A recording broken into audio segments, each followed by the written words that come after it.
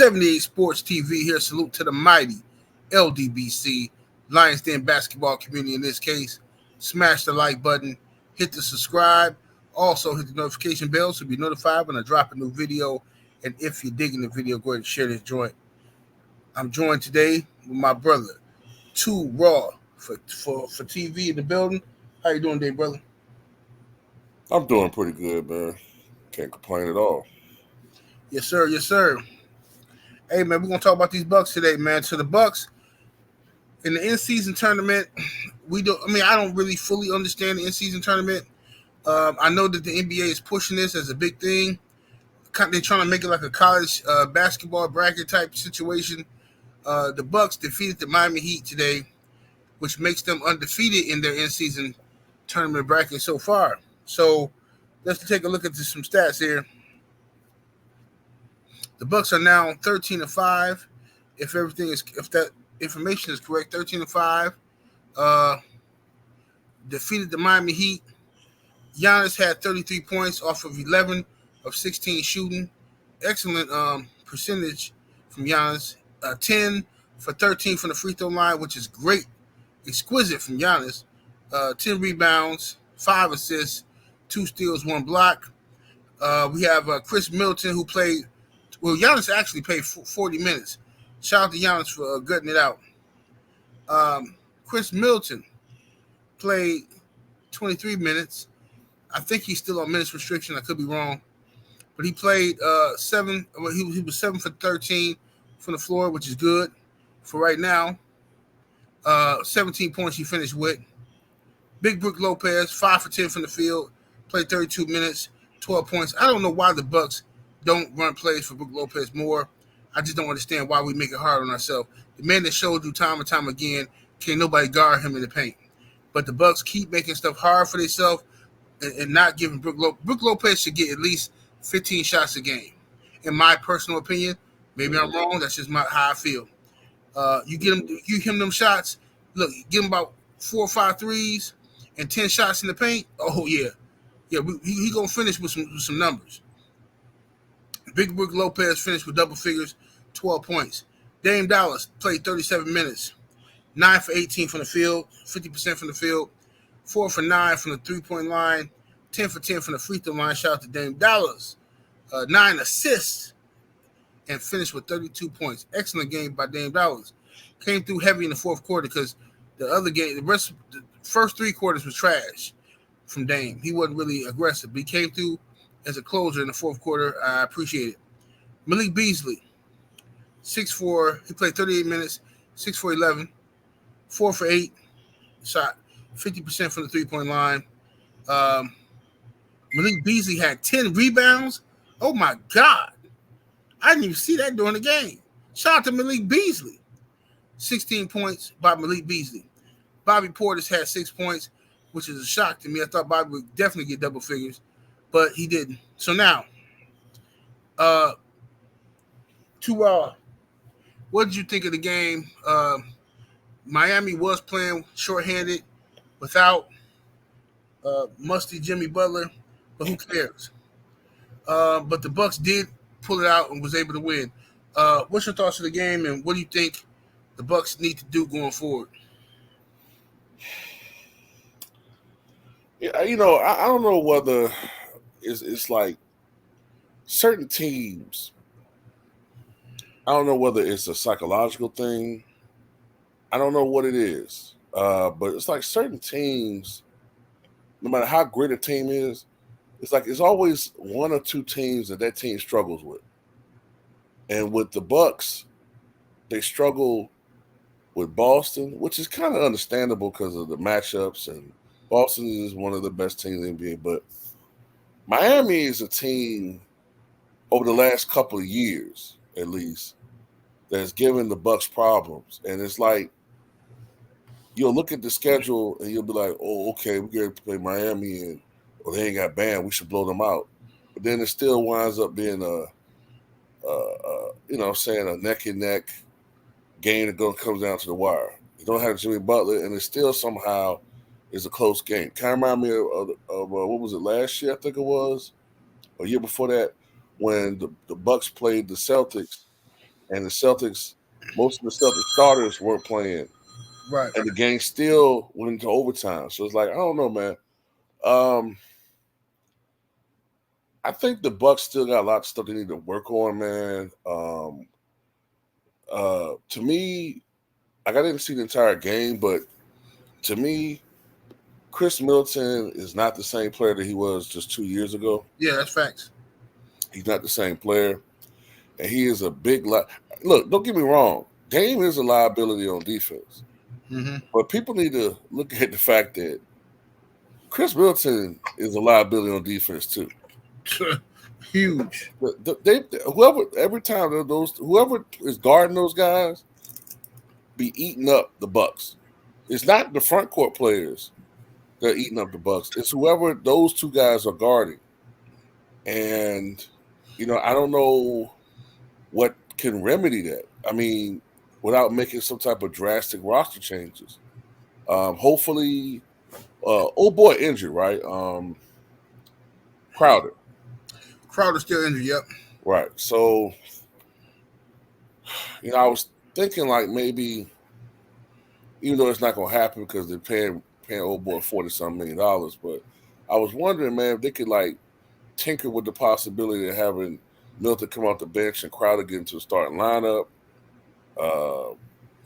Crowder seems like he's a somewhat better defender. He's not the scorer, but just barely, man. Crowder's just barely a better defender. Oh, so he's not playing the same defense. Okay. Yeah, Crowder as well. When he came off of his layoff, he hasn't been the same either, man. The Bucks did not get the Crowder from Phoenix. We did not get that Crowder, bro. And I've been wanting that guy to show up, but Milton has definitely slowed down. Right. He definitely get beat, but Crowder be getting cooked too. So it's like, damn, what the hell? What's going on, man? So it's just bad luck, I think, at this point. Like, we got some veterans, some smart guys. Their bodies won't allow them to do what their mind is telling them to do. So I think we'd be better off playing the young guys and having the veterans coach them or inspire them. You know what I'm saying? Play the veterans in spots when we need the offense. Right. I think the Bucks. Bucks. You think the Bucks might have to make some changes during the before the All-Star break as far as trades? Yeah. Not major trades, but just certain guys, man. Right. It might have to make some changes, man. Because they got to do something with their defense. That I do know. They got to get some better pieces. Because ain't no way in the hell the Bucks should be struggling. Don't get me wrong. The Bucks are 13-5. That's a good record considering all of the difficulties they're having. But it makes me wonder if they weren't having the difficulties they're having, what would their record be? Like 17-1, 16-2? I mean, look, I think this. I'll say this. If we had Mike Budenholzer, the coach from last year, I think our record would probably be around about 3 games better. 16-2 or some whatever the case may be. Right. But the difference is with Budenholzer is that with this new coach, as bad as people think he's doing, as bad as Griffin people think he's doing, we're 13-5. We're like what? Let me look at the record in the East. In the East, we are. Let's see. Look at the record here. We are third, I think, in the East. Let me see. Still third. We're second. We're second in the East right now with a coach. We're right behind Boston. We only lost one more game than Boston. That's the game Boston beat us. So despite the fact that everybody hating on the Bucks coach, Adrian Griffin, we're only one game behind Boston. One. And despite the fact that we're playing like absolute trash on the defensive end. First year coach trying to put together, I'm going to support the brother. Me personally, I'm going to support Adrian Griffin and wish him the best and hope that he can succeed. Because one thing I noticed that we do, what the media, what everybody does, when we have a black coach, and I know people are, oh man, here we go again. This dude 70 always talking some black stuff, man. Well, it was, go subscribe to another channel. At the end of the day, I know this. When you have a black head coach, he's held to a higher standard of excellence. He's expected to do wonders right away. That's why Mark Jackson was fired from Golden State. Everybody keep pushing for Mark Jackson to get jobs. Mark Jackson was fired because of the standards you Negroes hold black people to. Mark Jackson was fired because y'all held him to unrealistic standards. That's what y'all do to all black coaches. You feel comfortable. Oh, man, this guy, I don't know about this guy, man. This guy, get him out of here. Look, bro, I'm a Bucks fan. I'm outside. I'm out here. You know what I'm saying? I see, what's the guy name from who the coach of Sacramento, head coach? Oh, Mike Brown. Mike Brown. Did that man go to the finals with LeBron? Not with LeBron. I thought he went to the finals with LeBron. No. He was there. He was there the first time LeBron was in Cleveland. Okay. What they do? How far did they go? Remember, they fired him. It was either the next season or after that season. It was after that season or during the next season, because they went from like 66 and 61 wins to when LeBron left. A lot of a lot of the assistant coaches left. Okay, yeah, he was coach of the year, right? Right, he was coach of the year the last year. Yeah. He was coach of the year. That's what I was thinking about. Right. Not that he went to the finals. He was coach of the year. So this guy was coach of the year. Mm-hmm. Then he get fired. Mm-hmm. All right. We seen the guy from the Raptors win coach of the year get fired. Oh, right? Yeah, Dwayne Casey. Mm-hmm. Right, Dwayne Casey. We done seen this many a times with black head coaches. Adrian Griffin is a rookie head coach, and he got his team, the Milwaukee Bucks, currently number 2 in the East, right behind the Boston Celtics, a veteran team that's been there. You know what I'm saying? We're doing good. We're one game behind them. Oh, can I make a point? I want to make a point. Yes, sir. Go ahead, brother. Now, I understand that, we were talking about this earlier. I understand that they don't have John Morant. I get that. The Grizzlies. Right. However, they have shown in the past to at least be a 500 team without him. You know what I'm saying? They've shown that they could. Yeah, Memphis. Yeah, Memphis. Nobody's talking about the fact that they 3-13. Nobody talking about, the fact that Taylor Jenkins is head coach. Like the last couple years, y'all done had these flame outs in the playoffs. That team hasn't met expectations with the roster they have. Now they're 3-13. Nobody talks about it. And I'm not saying that he should deserve to lose his job. No, I'm not saying that. But I'm just tired of it seems like the only coaches that ever have the only coaches that I've seen in the modern NBA that ever get talked about as far as their job on the line is black coaches. Doc Rivers. Now is this guy. Right. What about Frank Vogel? The last couple of years, he was a coach of the Lakers. Everybody's blaming Russell Westbrook. Yeah. You know what I'm saying? I don't get that, man. Well, that's just, they program people into that, bro.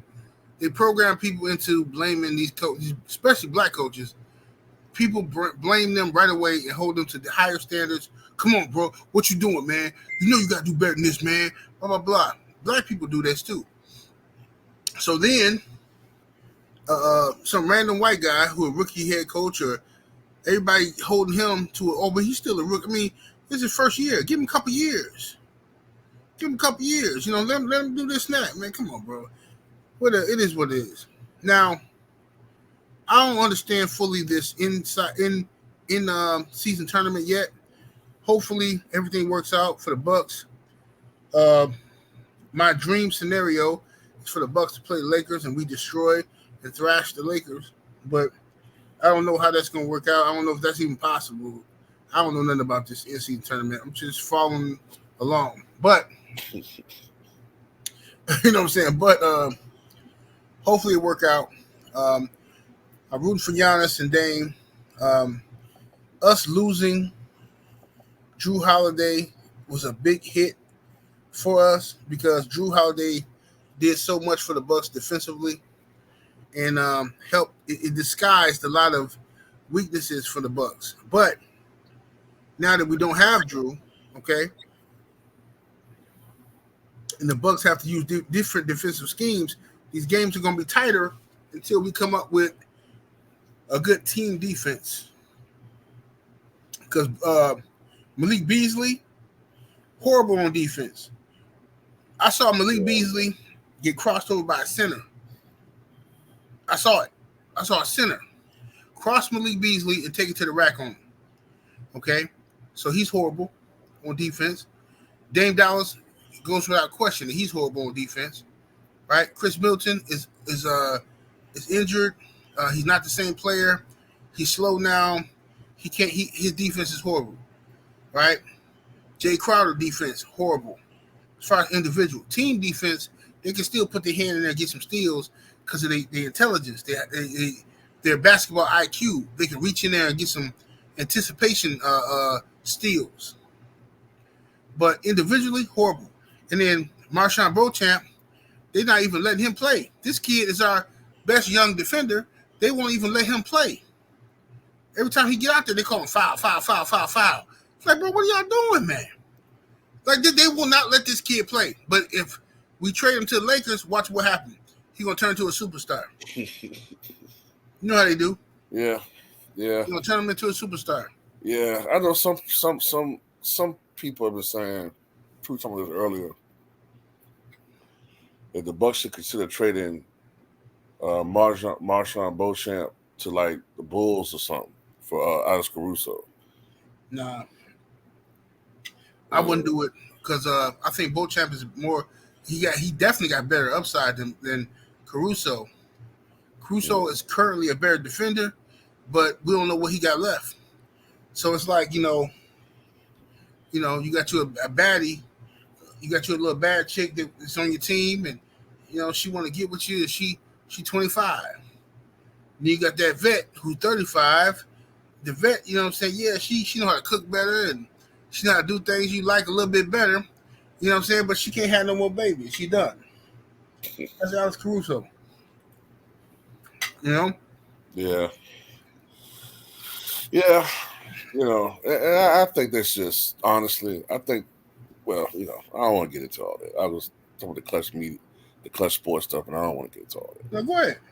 Well, I just think that a lot of that's, people looking out for more for him career-wise, for him to go to a team that ain't that good and that's young and he can get featured more and, because I have this little theory that there's a lot of plants in the media that look out for clutch sports clients. So that's a fact. Right. So, of course they don't want him to get traded to a team where he's young, because they try to blow that Bulls team up anyway. So he go to a team like that, he can be featured and put up some double-digit points and maybe 15 points a game or something, and that'll help him out as far as like getting out of his rookie deal and with him trying to get to a max deal, later on, that'll help his career. So I'll be looking at stuff like that. A lot of people don't look at the little in between the line stuff, Right. Right, but I think that's why they're starting to push for him to get traded. When in reality, if you're the Bucks, he could be your future. Absolutely, Beauchamp is our future. Yeah. I think Beauchamp is gonna be a beast, man. All he really need is the officials to give him the respect that they gave. What's that boy name? For the Lakers? The white mom. What they call him? What's his name? Reeves. So Austin Reeves. Yeah. Out of nowhere, Austin Reeves started getting calls. If you touch him, it's a foul. Oh, Austin Reeves, I'm talking about anything he do is a foul.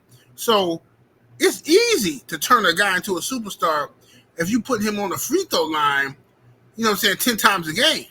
Man, I remember that game, bro. I think it was when LeBron was out with the injury for a month.